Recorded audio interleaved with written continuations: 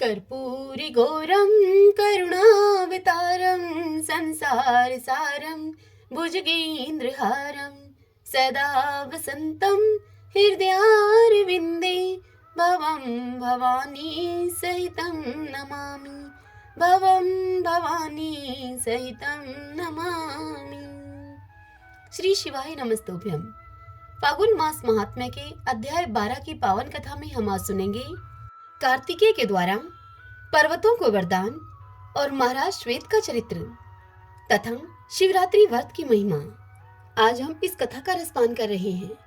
सर्वप्रथम भगवान का स्मरण करते हुए आप सभी बोलिए श्री उमा महेश्वराभ्याम नमो नमः। भगवान शंकर माता पार्वती की जय। लोमस जी की इतनी कथा सुनकर शौनक जी उनसे बोले, हे महाभाव, हमने कुमार कार्तिकेय जी के विशिष्ट चरित्र का श्रवण किया जो कि परम मंगलमय है। अब हम राजा धीराज श्वेत के परम अद्भुत चरित्र के विषय में आपसे सुनना चाहते हैं, जिन्होंने अपनी भारी शिव भक्ति के प्रभाव से भगवान शिव को भली भांति संतुष्ट किया था। जो लोग भक्ति पूर्वक महादेव जी की आराधना करते हैं वे ही शिव भक्त हैं, वे ही महात्मा हैं तथा वे ही कर्म योगी और ज्ञानी हैं। इतनी बात सुनकर लोमस जी ने शौनक आदि मुनियों से कहा कि हे महाभाग महर्षियों, राजा श्वेत का परम अद्भुत चरित्र तुम सुनो। महात्मा श्वेत अपने राज्य में सभी प्रकार के भोग को भोगते रहे, तो भी उनकी बुद्धि सदा ही धर्म में ही संलग्न रहती थी। उन्होंने धर्म के अनुसार प्रजा को प्रसन्न रखते हुए समस्त पृथ्वी का पालन किया। वे ब्राह्मण भक्त, सत्यवादी, शूरवीर तथा निरंतर शिव जी के भजन में ही तत्पर रहने वाले थे। राजा श्वेत अपनी बढ़ी चढ़ी शक्ति से राज्य का शासन और भक्ति भाव से भगवान शिव की आराधना किया करते थे। इस प्रकार परमेश्वर की आराधना करते करते महाराज श्वेत की सारी आयु बीत गई। उनके मन में न कभी व्यथा हुई और न ही शरीर में ही कोई रोग उत्पन्न हुआ। ये संसारी उपद्रव महाराज श्वेत को कभी भी कष्ट नहीं पहुंचाते थे। उनके राज्य में सभी लोग निर्भय होकर रहते थे, किसी को कोई भी उपद्रव नहीं था। महाराज के राज्य में बिना जोते बोए हुई अनाज पैदा हुआ करता था। ब्राह्मण तपस्या में संलग्न रहते थे और दूसरे लोग भी अपने अपने वर्ण तथा आश्रम संबंधी धर्म का पालन किया करते थे। सारी पृथ्वी में प्रायः सर्वत्र मंगलमय उत्सव ही होता रहता था। भगवान शिव की कृपा से महात्मा राजा श्वेत के राज्य में सारी प्रजा सदा ही मानसिक कष्ट से रहित, आनंद मगन तथा सुखी रहती थी। कभी किसी को भी पुत्र की मृत्यु नहीं देखनी पड़ी, दुख नहीं उठाना पड़ा, अपमान, महामारी और दरिद्रता का भी कष्ट नहीं सहना पड़ा। इस प्रकार भगवान शिव की पूजा में लगे हुए महात्मा राजा श्वेत के जीवन का बहुत बड़ा समय सफलतापूर्वक बीत गया। एक दिन की बात है, राजा श्वेत परमार्थ दाता शंकर जी की आराधना में लगे हुए थे। उसी समय यमराज ने उनके पास अपने दूत भेजे। उन दूतों को आज्ञा दी कि चित्रगुप्त के कथन के अनुसार राजा श्वेत की आयु अब पूरी हो गई है, इसलिए उन्हें शीघ्र ही यहाँ पर लेकर आओ। जो आज्ञा कहकर यमराज के दूतों ने उनकी आज्ञा को स्वीकार किया और राजा को लेकर आने की इच्छा से वे भगवान शिव के मंदिर में आए। उनके हाथों में कालपाश था और वे आकृति से भी बड़े ही भयानक थे। यमदूतों ने शीघ्रता पूर्वक वहां पर आकर देखा कि महाराज तो गहरी समाधि लगाए हुए भगवान शिव के समीप बैठे थे। उनको देखकर उनके मन में ज्यों ही हलचल हुई त्यों ही वे सभी दूत चित्रलिखित की भांति निश्चेष्ट हो गए। अब यमदूत धर्मराज की आज्ञा का पालन न कर सके। यह सब जानकर यमराज स्वयं ही वहां पर आ पहुंचे। उन्होंने राजा को सहसा लेकर जाने के लिए अपना दंड ऊपर को उठा रखा था। धर्मराज ने देखा कि महाबाहु श्वेत शिव भक्ति से युक्त होकर भगवान शिव के ही चिंतन में तत्पर हैं, केवल ज्ञान का आश्रय लेकर शांत भाव से विराजमान है। राजा को इस रूप में देखकर यमराज के मन में भी बड़ी हलचल हुई। वे अत्यंत व्याकुल होकर सहसा चित्रलिखित की भांति खड़े हो गए। तदंतर प्रजा का विनाश करने वाले काल भी तत्काल वहां पर आ गए। उन्होंने भी शिव पूजा परायण राजा को तथा मंदिर के द्वार पर खड़े हुए दूतों के सहित यमराज को वहां देखा। यह देखकर यमराज से उन्होंने पूछा कि धर्मराज, क्या कारण है जो अभी तक तुम इस राजा को सैमनीपुरी में लेकर नहीं गए? तुम्हारे साथ यमदूत भी हैं, तो भी कुछ डरे हुए से तुम प्रतीत होते हो। यह सुनकर धर्मराज ने नम्रता पूर्वक उत्तर दिया कि यह राजा भगवान शिव का भगत है, अतः इसका उल्लंघन करना हमारे लिए अत्यंत कठिन है। त्रिशूलधारी महादेव जी के भय से हम यहाँ चित्रलिखित पुतलों की भांति खड़े हैं। यमराज की इस बात को सुनकर काल देवता कुपित हो उठे और राजा को मारने के लिए उन्होंने बड़े वेग से ढाल और तलवार उठाई। उनकी ढाल सूर्य के समान आकृति वाले 8 फुलियों से सुशोभित थी। वे क्रोध में भरकर अब शिवालय में घुसे। वहां उन्होंने देखा कि राजा श्वेत एकाग्रचित्त से विशुद्ध ज्ञान स्वरूप चिन्मय स्वयं प्रकाश परमात्मा का चिंतन कर रहे हैं। ऐसी अवस्था में राजा श्वेत को देखकर काल अहंकारवश जो ही उनके पास जाने को उत्सुक हुए, त्यों ही भक्त वत्सल भगवान शंकर ने अपने भक्त की रक्षा करते हुए अपना तीसरा नेत्र खोलकर उस काल की ओर देखा। उनके देखते ही कालदेव तत्काल ही जलकर भस्म हो गए। राजा श्वेत जब समाधि से विरत हुए तब बाह्य ज्ञान होने पर उन्होंने धीरे से अपनी आंखें खोलकर देखा। उस समय वहां उनके सामने ही कालदेव अद्भुत रूप से जल रहे थे। राजा श्वेत ने बार बार उनकी ओर देखा और भगवान शंकर से इस प्रकार प्रार्थना की। प्रार्थना करते हुए राजा श्वेत ने भगवान शंकर से कहा, सभी दुखों को दूर करने वाले शांत स्वरूप स्वयं प्रकाश एवं स्वयंभू रूप आप भगवान शंकर को नमस्कार हैं। वे विधान शून्य सूक्ष्म स्वरूप तथा ज्योतियों के अधिपति महादेव जी को नमस्कार हैं। हे जगदीश्वर, आप ही सबके रक्षक हैं। आप ही इस जगत के पिता, माता, सुहृदय, सखा, बंधु, स्वजन, स्वामी तथा ईश्वर हैं। हे शंभो, आपने यह क्या किया? किसको मेरे आगे आपने जला दिया? मैं नहीं जानता यह क्या हुआ है और किसने यह बड़ा भारी अद्भुत कार्य कर डाला है। इस प्रकार भगवान शंकर से प्रार्थना करते हुए राजा श्वेत का विलाप सुनकर लोक कल्याणकारी भगवान शंकर ने राजा श्वेत से कहा कि हे राजन, यह काल है, तुम्हारी रक्षा के लिए मैंने इसे जला दिया है। राजा श्वेत ने पूछा कि भगवान, इसने ऐसा कौन सा कुकृत्य किया था जिससे कि आपने इसे इस दशा को पहुंचा दिया है? यह सुनकर भगवान शिव राजा श्वेत से बोले, महाराज, यह संसार के समस्त प्राणियों का भक्षक है। इस समय यह क्रूर काल तुम्हें अपना ग्रास बनाने के लिए यहाँ पर आया था, इसलिए बहुत से जीवों का कल्याण करने की इच्छा से मैंने इसको जला दिया है। क्योंकि जो पापी, अतिशय अधर्मपरायण, लोक विनाशकारी तथा पाखंडी हैं, वे मेरे वध्य हैं। भगवान शिव की इस बात को सुनकर राजा श्वेत ने उनसे कहा कि हे भगवान, काल आपकी आज्ञा सिरोधार्य करके ही लोक में सबको नियंत्रण में रखता है। आप ही के आदेश से यह तीनों लोकों में विचरण करता है। इसके डर से ही यह सारा संसार सदा पुण्य कर्म का अनुष्ठान करता है। इसलिए आप इस पर कृपा करके इसे पुनः जीवित कर दीजिए। तब शिवजी ने काल को पुनः जीवित कर दिया। तदंतर श्रेष्ठ राजा श्वेत ने काल को अपने हृदय से लगा लिया। इस प्रकार चेतना लौटने पर काल ने भगवान शंकर की स्तुति की। स्तुति करते हुए भगवान शंकर की काल बोले, काल का विनाश करने वाले हे देवेश्वर, आप त्रिपुरासुर का संहार करने वाले हैं।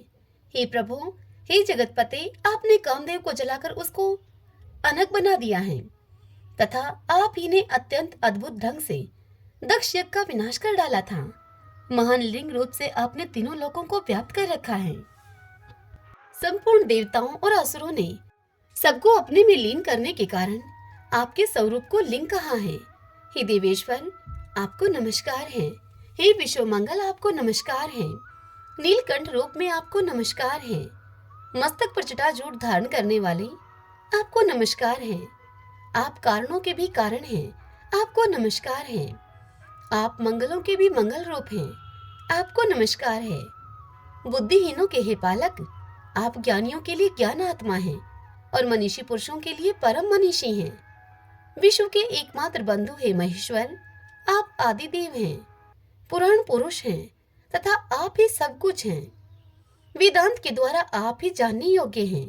आपकी महिमा और प्रभाव महान है। महानुभाव संत आपके ही नामों और गुणों का सब और कीर्तन करते हैं। हे महेश, आप ही तीनों लोकों की सृष्टि करने वाले हैं। आप ही इनका पालन और संहार भी करते हैं। आप ही संपूर्ण भूतों के स्वामी हैं। इस प्रकार काल ने उस समय जगदीश्वर शिव का सत्वन किया। तदंतर राजा श्वेत से कहा कि हे राजन, संपूर्ण मनुष्य लोक में तुमसे बढ़कर दूसरा कोई पुरुष नहीं है, क्योंकि तुमने तीनों लोकों के लिए अजय, मुझ काल को भी जीत लिया है। आज से मैं तुम्हारा अनुगामी हुआ। महादेव जी की ओर से मुझे तुम अभय दान करो। काल की इस बात को सुनकर राजा श्वेत ने उससे कहा, हे भगवान, तुम तो साक्षात शिव के ही एक श्रेष्ठ स्वरूप हो। संपूर्ण प्राणियों का पालन और संहार तुम्हारा ही स्वरूप है। तुम ही सबके नियंता हो, इसलिए तुम मेरे परम पूजनीय हो।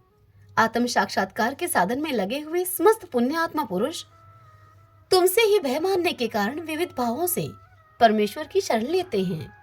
इस प्रकार परम धर्मात्मा राजा श्वेत से रक्षित होकर काल ने भगवान शिव की कृपा प्राप्त की और उसे पुनः नवीन चेतना प्राप्त हुई। तब वे कालदेव, यमराज, मृत्यु तथा यमदूतों के साथ भगवान शिव और महाराज श्वेत को प्रणाम करके अपने निवास स्थान को चले गए। वहां उन्होंने सब दूतों को बुलाकर कहा कि हे दूतगणों, संसार में जो लोग विभूति के द्वारा त्रिपुरण धारण करते हैं, मस्तक पर जटा और गले में रुद्राक्ष की माला रखते हैं, ऐसे लोगों को तुम कभी भी मेरे लोक में मत लाना। जो उत्तम भक्ति भाव से भगवान सदाशिव का पूजन करते हैं, वे साक्षात रुद्र के ही स्वरूप हैं। जो मस्तक पर एक रुद्राक्ष धारण करते हैं, ललाट में त्रिपुरण लगाते हैं और जो साधु पुरुष पंचाक्षर मंत्र का सदा ही जप करते हैं, वे सब तुम्हारे द्वारा पूजनीय हैं। जिस राष्ट्र, देश अथवा ग्राम में शिव भक्त नहीं देखा जाता, वह शमशान से भी बढ़कर अशुभ है। यमराज ने भी अपने सेवकों को ऐसा ही आदेश दिया। भगवान महेश्वर की पराभक्ति से युक्त महाराज श्वेत जब काल से निर्भय हो गए, तब उन्होंने भगवान शिव का सायुज्य प्राप्त कर लिया। पवित्र बुद्धि वाले ज्ञानी पुरुषों को भी अनेक जन्मों के पश्चात भगवान शिव की भक्ति प्राप्त होती है। मनुष्यों को चाहिए कि वे सदैव भगवान सदाशिव का सेवन, वंदन और पूजन करें। श्री शिवाय नमस्तुभ्यं, श्री शिवाय नमस्तुभ्यं। लोमस जी इस कथा को सुनाते हुए आगे कहते हैं कि हे महर्षियों, ब्रह्मा जी ने जब संपूर्ण जगत की सृष्टि की, तब राशियों से कालचक्र का उत्पन्न हुआ। उस काल चक्र में सब कार्यों की सिद्धि के लिए 12 राशियां और 27 नक्षत्र मुख्य हैं। इन 12 राशियों और 27 नक्षत्रों के साथ क्रीड़ा करता हुआ काल चक्र के सहित काल जगत को उत्पन्न करता है। ब्रह्मा से लेकर कीट पर्यंत सबको काल ही उत्पन्न करता है। वही पालन करता है और वही संहार करता है। एकमात्र काल से ही यह सारा जगत बंधा हुआ है। अकेला काल ही इस लोक में बलवान है, दूसरा नहीं। अतः यह सब प्रपंच कालात्मक है। सबसे पहले काल हुआ। काल से ही स्वर्गलोक के अधिनायक उत्पन्न हुए। तदंतर लोकों की उत्पत्ति हुई। उसके बाद त्रुटि हुई। त्रुटि से लव हुआ। लव से क्षण हुआ। क्षण से निमेष हुआ, जो कि प्राणियों में निरंतर देखा जाता है। 60 निमेष का एक पल कहा जाता है। 60 पलों की एक घड़ी होती है। 60 घड़ी का एक दिन रात होता है। 15 दिन रात का एक पक्ष माना जाता है। 2 पक्ष का एक मास और 12 महीनों का एक वर्ष होता है। काल को जानने की इच्छा रखने वाले बुद्धिमान पुरुषों को इन सब बातों का ज्ञान रखना चाहिए। प्रतिपदा से लेकर पूर्णमासी तक का पक्ष पूरा होता है। उस दिन पक्ष पूरा होने के कारण ही उसे पूर्णिमा कहते हैं। जिस तिथि को पूर्ण चंद्रमा का उदय होता है, वह पूर्णमासी देवताओं को प्रिय है, तथा जिस तिथि को चंद्रमा लुप्त हो जाते हैं, उसे विद्वानों ने अमावस्या कहा है। अग्निश्वात आदि पितरों का वह अधिक प्रिय है। ये 30 दिन पुण्यकाल से संयुक्त होते हैं। इनमें जो विशेषता है, अब उसे आप लोग सुने। योगों में व्यतिपात, नक्षत्रों में श्रवण, तिथियों में अमावस्या और पूर्णिमा तथा संक्रांति। काल, ये सब दान कर्म में पवित्र माने गए हैं। भगवान शंकर को अष्टमी प्रिय है, गणेश जी को चतुर्थी, नागराज को पंचमी, कुमार कार्तिकेय को षष्ठी, सूर्यदेव को सप्तमी, दुर्गा जी को नौमी, ब्रह्मा जी को दसवीं, रुद्रदेव को एकादशी, भगवान विष्णु को द्वादशी, कामदेव को त्रयोदशी और भगवान शंकर को चतुर्दशी विशेष प्रिय है। कृष्ण पक्ष में जो चतुर्दशी अर्धरात्रि व्यापनी हो, उसमें सभी को उपवास करना चाहिए। वह भगवान शिव का सायुज्य प्रदान करने वाली है। वही शिवरात्रि के नाम से विख्यात है। वह सभी पापों का नाश करने वाली है। इस विषय में एक प्राचीन इतिहास का उदाहरण दिया करते हैं। पूर्व काल में कोई विधवा ब्राह्मणी थी, जिसकी प्रकृति बड़ी ही चंचल थी। वह काम भोग में आसक्त रहा करती थी। अतः किसी कामी चंडाल के साथ उसका संबंध हो गया। उसके गर्भ से दुरात्मा चांडाल के एक पुत्र हुआ जिसका नाम दुष्यह था। वह पुत्र दुष्यह बड़ा ही दुष्ट आत्मा था। वह सब धर्मों के विपरीत ही आचरण किया करता था। महान पाप पूर्ण प्रयोगों के द्वारा वह सदा ही नए नए पाप प्रारंभ करता रहता था। वह जुआरी, शराबी, चोर, गुरु स्त्रीगामी, वाधिक दुष्टात्मा तथा चांडालोचित कर्म करने वाला था। एक दिन वह अधर्मी दुष्यह मन में कोई बुरी वृत्ति लेकर ही किसी शिवालय में चला गया। उस दिन शिवरात्रि थी। वह रात में भगवान शिव के पास उपवास पूर्वक रहा और वहां पास में ही दैवात होती हुई शव शास्त्र की कथा वह सुनता रहा। वहां उसे लिंग स्वरूप भगवान शिव का दर्शन हुआ। दुष्ट होते हुए भी उसने एक रात व्रत किया और शिवरात्रि में जागरण करता रहा। उस रात वह सोया नहीं, जागता रहा। उसी शुभ कर्म के परिणाम से उसने पुण्य योनि को प्राप्त करके बहुत वर्षों तक पुण्य आत्माओं के लोक में सुख भोग किया। तदंतर वह राजा चित्रांगद का पुत्र हुआ। उसमें राज राजेश्वरों के लक्षण थे। वहां वह विचित्र वीर्य के नाम से प्रसिद्ध हुआ। उसका रूप सुंदर था। उसे सुंदर स्त्रियां प्यार करती थीं। उसने बहुत बड़ा राज्य प्राप्त करके भी अपने मन में अहंकार नहीं आने दिया। भगवान शिव की भक्ति करते हुए वह सदा ही शिव धर्म के पालन में तत्पर रहा। शिव संबंधी शास्त्रों को मान्यता देकर वह उन्हीं के अनुसार शिव जी की पूजा किया करता था। भगवान शिव के समीप यत्न पूर्वक रात्रि में जागरण करता हुआ भगवान शिव की गाथा का गान करता और रोमांचित होकर नेत्रों से आनंद के अश्रुकण बहाया करता था। भगवान शिव की कथा सुनने से उसमें प्रेम के सभी लक्षण प्रकट हो जाते थे। उसे देवादिदेव शिव की प्रेम लक्षणा भक्ति प्राप्त हुई। भगवान शिव के ध्यान में निरंतर संलग्न रहने के कारण उसकी सारी आयु व्रत करने में ही बीत गई। भगवान शिव इस संसार में पशुओं अर्थात अज्ञानी तथा ज्ञानी जनों को समान रूप से सुलभ है। अतः सुख की प्राप्ति के लिए एकमात्र सदाशिव का ही सेवन करना चाहिए। शिवरात्रि के उपवास से राजा को उत्तम ज्ञान प्राप्त हुआ। उस ज्ञान से सब प्राणियों में निरंतर संभाव का अनुभव हुआ। फिर एकमात्र भगवान सदाशिव ही सब भूतों के आत्मा रूप हैं। इस ज्ञान का साक्षात्कार राजा को हुआ। तत्पश्चात यह अनुभव हुआ कि इस संसार में कहीं कोई भी ऐसी वस्तु नहीं है जो भगवान शिव से रहित हो। इस प्रकार उस राजा ने अत्यंत दुर्लभ एवं पूर्ण प्रपंचातीत ज्ञान प्राप्त कर लिया। वह ज्ञान विज्ञ पुरुषों के लिए भी अत्यंत दुर्लभ है, फिर औरों की तो बात ही क्या है। राजा विचित्र वीर्य वह ज्ञान प्राप्त करके भगवान शिव के अत्यंत प्रिय भक्त बन गए। शिवरात्रि के उपवास से उन्होंने सायुज्य मुक्ति को प्राप्त कर लिया। उसी पुण्य के प्रभाव से उन्होंने शिवजी की लीला में योग देने के लिए शिवजी से ही दिव्य जन्म प्राप्त किया। दक्ष कन्या सती से जब शिवजी का वियोग हुआ तब उनके जटा फटकारने के शब्द से उन्हीं के मस्तक से जो वीरभद्र नामक वीर उत्पन्न हुआ वह राजा विचित्र वीर्य ही है। वही दक्ष यज्ञ का विनाश करने वाला हुआ। इसी प्रकार अन्य बहुत से मनुष्य भी शिवरात्रि व्रत के प्रभाव से पूर्व काल में सिद्धि प्राप्त कर चुके हैं। राजा भरत आदि तथा मानदाता दुंदु कुमार और हरिश्चंद्र आदि नरेश भी इस विचित्र वीर्य के द्वारा किए हुए उत्तम शिवरात्रि व्रत का अनुष्ठान करके ही सिद्धि को प्राप्त हुए हैं। इन सब के अतिरिक्त और भी बहुत से कुल इस श्रेष्ठ व्रत के द्वारा तारे गए हैं जिनकी गणना या वर्णन करना असंभव है। देवादिदेव जगदीश्वर शिव ने अपने वीरभद्र आदि असंख्य गणों के साथ कैलाश में राज्य किया है। वहां भगवान रुद्र के साथ ऋषि और इंद्रादि देवता भी उनकी सेवा में उपस्थित रहते हैं। ब्रह्मा जी उनकी स्तुति करते रहते हैं। भगवान विष्णु आज्ञापालक सेवक की भांति उनके समीप खड़े होते हैं। इंद्र सभी देवताओं के साथ सेवा धर्म का पालन करते हैं। चंद्रमा भगवान के मस्तक पर छत्र धारण करते हैं और वायुदेव चमर डुलाते हैं। साक्षात अग्निदेव ही सदा उनके रसोइया बने रहते हैं। स्वर्गवासी गंधर्व उनके दरबार में गीत गाते हैं और उनकी स्तुति पाठ करते हैं। इस प्रकार भगवान महेश्वर कैलाश पर्वत पर अपने प्रतापी पुत्र गणेश और पुत्र कार्तिकेय आदि के साथ तथा महारानी गिरजा नंदिनी उमा के साथ महान पराक्रम का परिचय देते हुए राज्य करते हैं। श्री शिवाय नमस्तुभ्यं, श्री शिवाय नमस्तुभ्यं। सभी बोलिए भगवान शंकर माता पार्वती की जय। भक्तजनों, आप सबको आज की यह कथा कैसी लगी? यदि पसंद आई हो तो वीडियो को लाइक करें और कमेंट बॉक्स में हर हर महादेव लिखिएगा। जय श्री कृष्णा, जय भोलेनाथ।